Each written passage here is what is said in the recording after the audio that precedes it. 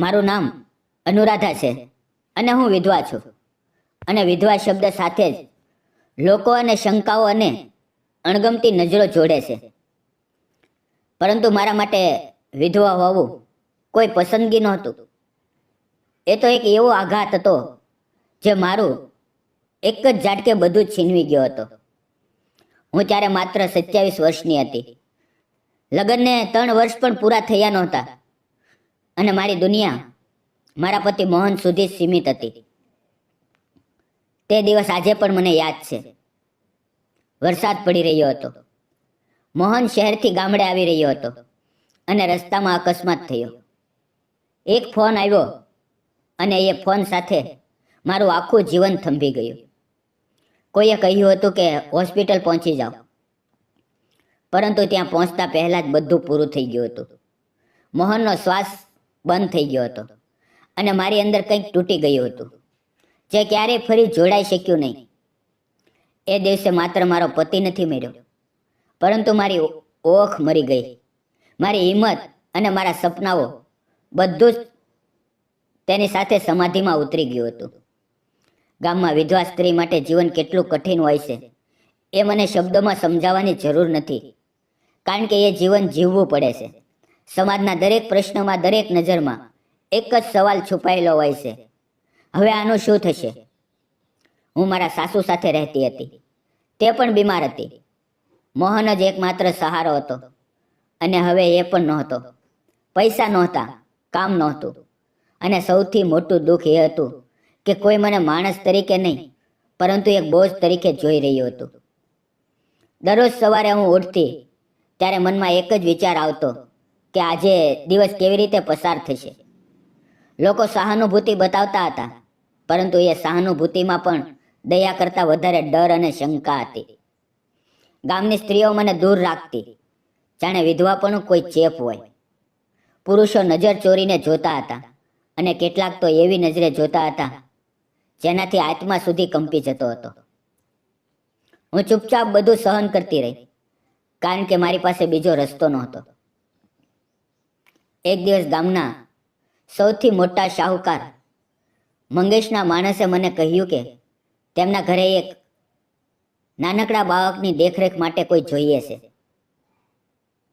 મંગેશનું નામ સાંભળતા જ મને ડર લાગ્યો, કારણ કે ગામમાં તેના વિશે ઘણી વાતો હતી કે તે કઠોર છે, નિર્દયી છે અને સ્ત્રીઓ વિશે તેની નજર સારી નથી. પરંતુ મારી પાસે વિકલ્પ નહોતો. સાસુની દવાઓ માટે પૈસા જોઈતા હતા અને ભૂખ કોઈને રાહ જોવાની તક આપતી નથી. તેથી મેં મન કઠોર કરીને કામ સ્વીકારી લીધું. મંગેશના ઘરમાં પહેલો દિવસ મારા જીવનમાં સૌથી મુશ્કેલ દિવસમાંનો એક હતો. સૌથી મોટું મકાન, શાંત વાતાવરણ અને એક અજાણી ઠંડક હતી. હું બાળકને સંભાળતી હતી અને મનમાં સતત ડર હતો કે ક્યારે શું થશે. પરંતુ દિવસો પસાર થતા ગયા અને ધીમે ધીમે મને સમજાઈ ગયું કે મંગેશ એટલો ખરાબ નથી જેટલો લોકો કહે છે. તે ઓછું બોલતો હતો, પરંતુ જ્યારે પણ બોલતો ત્યારે સ્પષ્ટ અને સીધું બોલતો. બાળક સાથે તેનું વર્તન નરમ હતું અને મારા પ્રત્યે પણ તેણે ક્યારેય અણઉચિત વાત નથી કરી. પણ એક દિવસ મંગેશે મને પૂછ્યું, અનુરાધા, તું કેટલી શાંત કેમ રહે છે? ત્યારે મેં હળવી રીતે કહ્યું કે જીવન મને શાંત રહેવા મજબૂર કરે છે. એ દિવસે મેં પહેલી વખત તેની આંખોમાં સંવેદના જોઈ હતી.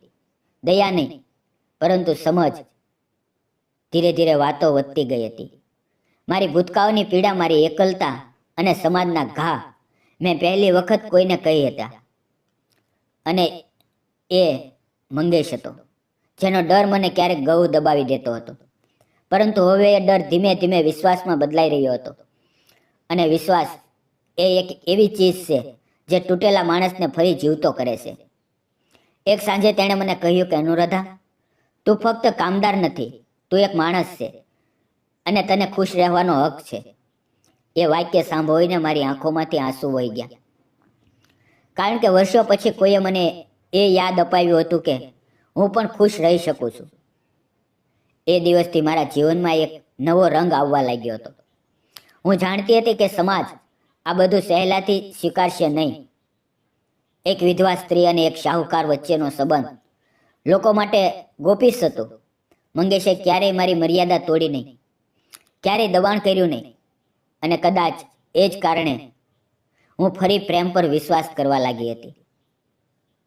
મારા મનમાં સતત સંઘર્ષ ચાલતો હતો કે શું મને ખુશ થવાનો અધિકાર છે, શું મોહનની યાદને ધોકો આપું છું. પરંતુ પછી સમજાયું કે મોહન જો આજે હોત તો કદાચ એ પણ મને તૂટેલી જોઈને દુઃખી થાત. આ રીતે ધીમે ધીમે મારી જિંદગી અંધકારમાંથી પ્રકાશ તરફ આગળ વધી રહી હતી. મારી અંદર બદલાવ આવી રહ્યો હતો. એ બદલાવ મને જ ડરાવતો હતો, કારણ કે વર્ષો પછી કોઈના માટે મન ધબકતું હતું, અને એ ધબકારામાં અપરાધ બોધ પણ હતો. સમાજ શું કહેશે, લોકો શું બોલશે, એ બધું મને રાતે ઊંઘવા દેતું નહોતું. પરંતુ સવાર પડે એટલે ફરી એ જ કામ, એ જ બાળકની હાસ્યભરી આંખો અને મંગેશની શાંતિભરી હાજરી મને થોડું મજબૂત બનાવી દેતી હતી. ગામમાં વાતો ફેલાવા લાગી હતી. વિધવા સ્ત્રી શાહુકારના ઘરે રહે છે. એ વાત લોકો માટે મસાલો હતી. કોઈ ખુલ્લેઆમ બોલતું નહોતું, પરંતુ નજરોમાં પ્રશ્નો હતા. એક દિવસ મંદિરેથી પરત આવતી વખતે એક સ્ત્રીએ મને કહ્યું કે અનુરાધા, તને શરમ નથી આવતી? મરેલા પતિને ભૂલીને આ રીતે જીવે છે. ત્યારે મને પહેલી વાર ગુસ્સો આવ્યો, પરંતુ મેં કંઈ કહ્યું નહીં, કારણ કે વર્ષો સુધી મેં મૌનને જ મારું રક્ષણ બનાવ્યું હતું. પણ એ રાત્રે હું બહુ રડી હતી. મંગેશે મને એમ જ રડતી જોઈ ત્યારે તેણે માત્ર એટલું જ કહ્યું કે જો તું ખોટી નથી તો દુનિયાને જવાબ આપવાની જરૂર નથી. એ શબ્દોમાં એટલી મજબૂતી હતી કે મને લાગ્યું કે કોઈ મારી બાજુમાં ઊભું છે. સમય જતાં મંગેશે મને સ્પષ્ટ કહી દીધું કે તે મને પસંદ કરે છે, પરંતુ કોઈ દબાણ વગર તેણે કહ્યું કે નિર્ણય તારો છે. હું ફક્ત એટલું જ ઈચ્છું છું કે તું પોતાને એકલી ન સમજે. એ સાંભળીને મારા મનની અંદર વર્ષોનું બંધન તૂટતું ગયું.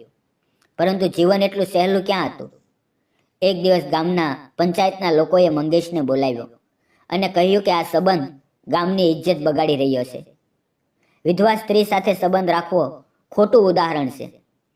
એ દિવસે મંગેશે સ્પષ્ટ શબ્દોમાં કહ્યું કે ઇજ્જત માણસના વર્તનથી નક્કી થાય છે, સંબંધોથી નહીં.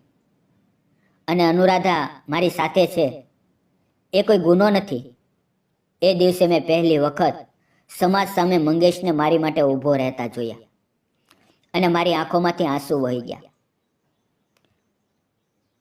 મિત્રો, પણ એ આંસુ દુઃખના નહોતા, પરંતુ સુરક્ષાના હતા. મારા સાસુનું અવસાન થયું ત્યારે હું સંપૂર્ણ રીતે તૂટી ગઈ હતી, પરંતુ મંગેશ મારી સાથે હતો.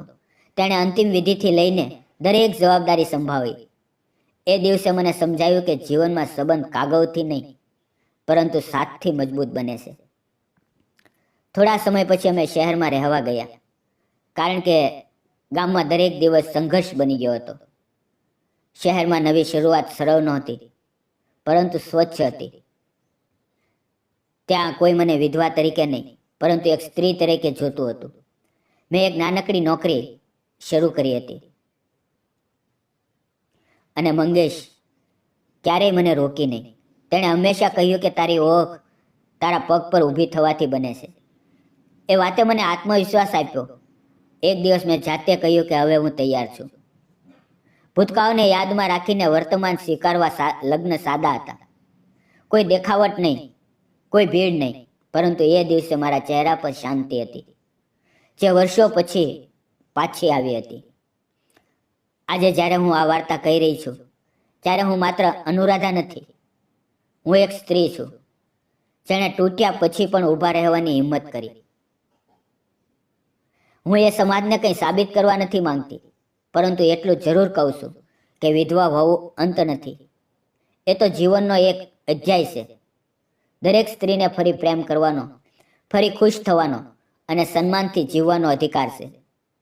ભૂતકાળ આપણું સત્ય છે, પરંતુ ભવિષ્ય આપણો અધિકાર છે. જો મારી વાર્તા કોઈ એક દિલને પણ આશા આપે તો સમજજો કે મારી પીડા વ્યર્થ નથી. મિત્રો, વિડીયો પસંદ આવ્યો તો વિડીયોને લાઈક, ચેનલને સબસ્ક્રાઈબ કરવાનું ન ભૂલતા. ફરી મળશું આપણે એક નવા વિડીયોની અંદર. ત્યાં સુધી આવજો. અને હા મિત્રો, વાર્તામાં આવેલા નામ, પાત્ર અને ઘટના ફક્ત કાલ્પનિક હતા. તેનો કોઈ પણ વ્યક્તિ, જાતિ, ધર્મ કે સમાજ સાથે કોઈ સંબંધ નથી. આ વાર્તા ફક્ત શૈક્ષણિક અને મનોરંજન હેતુથી બનાવવામાં આવેલી હતી. તેને અન્યથા ન જોશો. ધન્યવાદ મિત્રો.